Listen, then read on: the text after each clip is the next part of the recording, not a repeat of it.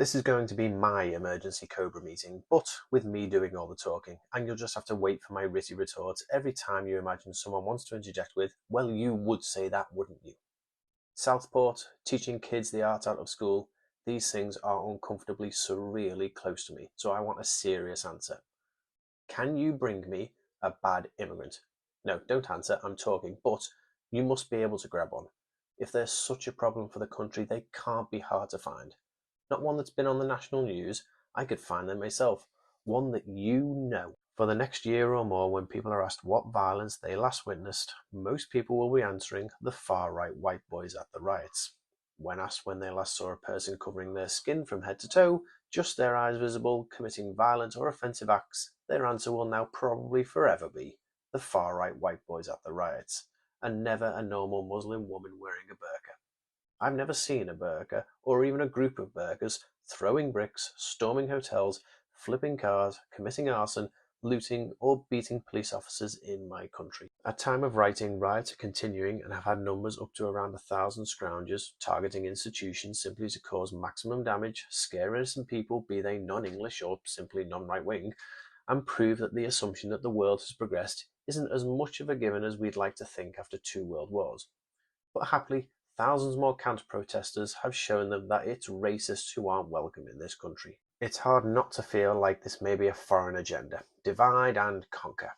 If we send every immigrant back to the EU, guess who wouldn't be rushing to our aid if, say, Russia suddenly decided it had some deep-seated axe to grind with the UK? We're no threat without allies, or the help of our once grateful non-native citizens lapping up sun on someone else's shores of inclusivity. Leave it to posterity to call this a conspiracy or a conspiracy. The total truth is that if these rioters were to fuck off themselves to create a New England, it's not going to include Scotland and Wales, is it? Let's be honest. They'd soon discover how hard they'd have to work, sometimes even past lunch, to keep their country ticking. Without the import of migrants, without opening themselves up to diversity to acquire the skills they need, their society would go to shit. They may discover that the overwhelming majority of migrants aren't after benefits, just reaching their potential. They are bringing skills, learning new ones, and are integrating themselves as much as possible.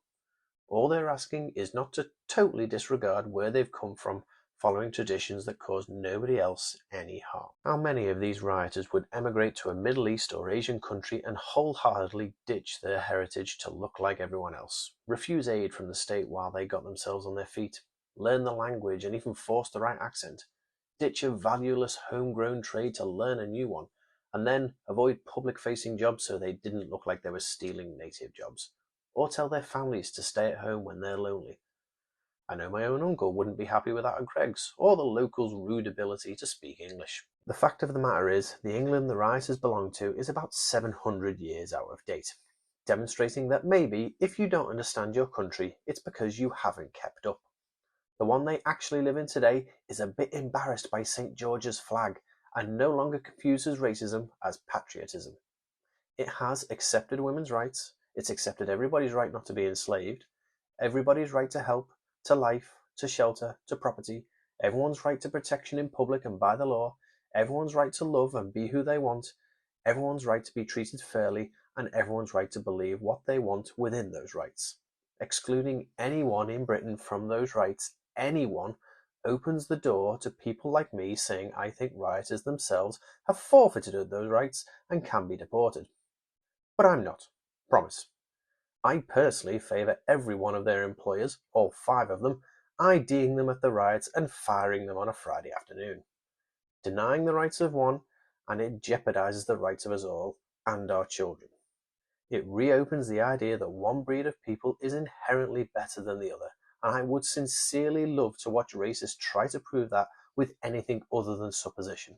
In fact, an Olympics for it would be tremendous theatre. The entire notion that immigrants are a drain on society is nothing more than a far-right dream, taken from ignoring a whole lot of information, including their own eyes seeing that the NHS is actually propped up by, not drained by non-native Britons. Tommy Robinson, Lawrence Fox, Andrew Tate, Elon Musk, Nigel Farage, or the Trump certainly choose not to compare what immigrants are costing us and how they are benefiting us. Probably because if an immigrant moves here and starts work immediately, causes no trouble, then nobody's interested in tracking those ones.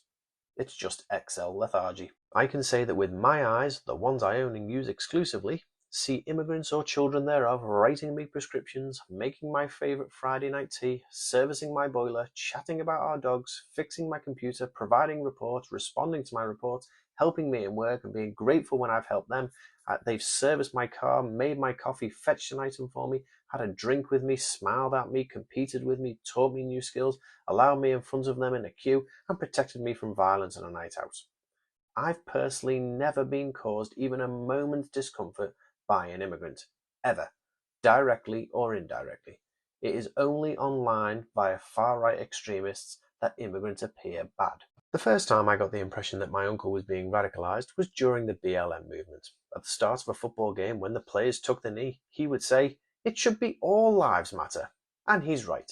That is the message that many should hold in their hearts. But it's also like lifeguards turning up to save someone drowning and putting rubber rings around bystanders too. It's sensible, but not the emergency. The reason BLM existed was because if all lives mattered, then Black Lives Matter wouldn't need to. But they didn't, so it did. If someone inferred it meant Black Lives Matter more, then they missed the point even more than ALMs. It was a reminder instead, Black Lives Matter too. Blacks have been disproportionately treated rashly by the public or authorities, so people needed reminding that just because we're not allowed to be racist isn't equal to racism not existing, whether direct or discreet. Denying racism exists is the same thing racists do. The rioters will feel themselves not racist because they claim it's politics. It's a large group. They're pointing the finger at many different races and religions, so to them it's not even discreet subliminary racism. If you don't wish to be indelicate and call it racism, then the nicest thing is good old-fashioned xenophobia. The less ugly-sounding wart in the trio, which includes racism and bigotry, and its basis is in feeling, not fact. Perhaps it's the feeling that they could have achieved more in their lives, without all these extra skilled people taking every job except pub bores. I must assume that the 2 p.m. protests that were being held by my office on a Monday afternoon were by rioters that couldn't get a job pushing trolleys at the Asda. That's a shame, and certainly the government should do more. For late-night divorcee rioters that have got themselves out of the pub after work on a school night, their daughters must be thrilled. They're finally going out somewhere new for a change. No matter how little respect I have for the rioters, I want to make it plain that no matter what comes out as a pathetic motive or reason for what happened in Southport, the perpetrator is and forever be a sick, unhealthy, evil, cowardly cunt. A bastard, and though I don't support capital punishment, I would be genuinely relieved to hear about his death. There are no excuses, half apologies, reasons, motives, words, or coercions that can make this act an iota more understandable. He's a damned monster, and that will forever be true. What we don't know is that he's Muslim. His parents were Rwandan, so it seems unlikely coming from an overwhelmingly Christian country. He was born in Cardiff, so we can blame no other society for the values he was raised with other than our own. Yet the riots have targeted mosques around the country, calling this incident the final straw. Foreign and Islamic-sounding names were flashed around social media following what happened in Southport, and not one of them got it right. The media released the boy's address pretty early on too, before the riots began, and I'm sorry, but it wouldn't have been that difficult to get the right name from the information released. A car journey and a few knocks probably would have done it, which I think shows the level of effort the far right is willing to go in its sleuthing.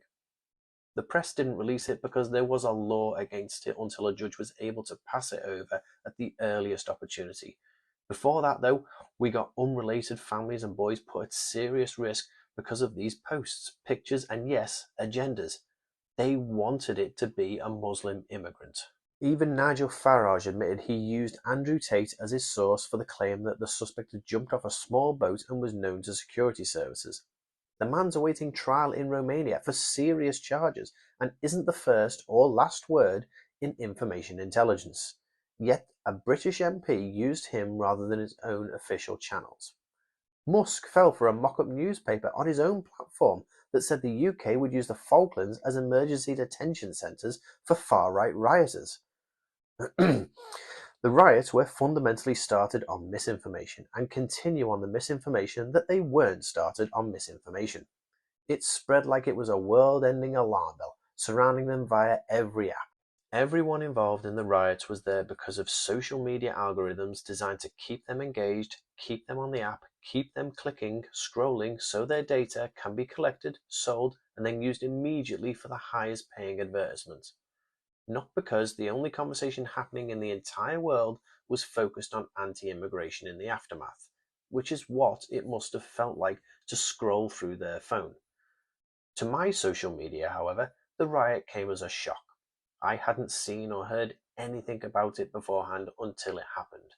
Mine was filled with LFC, renewable energies, science stories, fitness trivia, movie reviews, and despite my best efforts, scantily clad women asking if I want to meet up.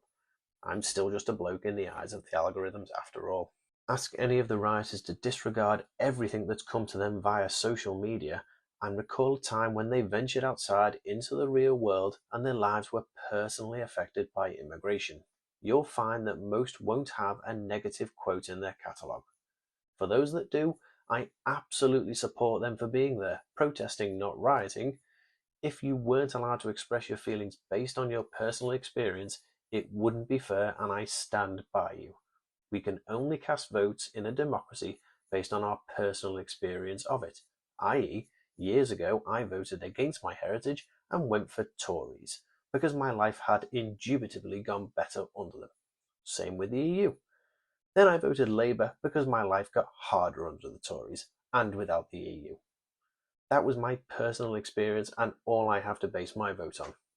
I voted Greens because my energy bills were uncomfortably high and my family members were becoming uncomfortably radicalised. Social media creates a different view of the world. It shows us stories that don't affect us, and yet, each time we check, social media builds the stories over years, bringing the latest developments and commentary of that story, putting it in front of us like a headline.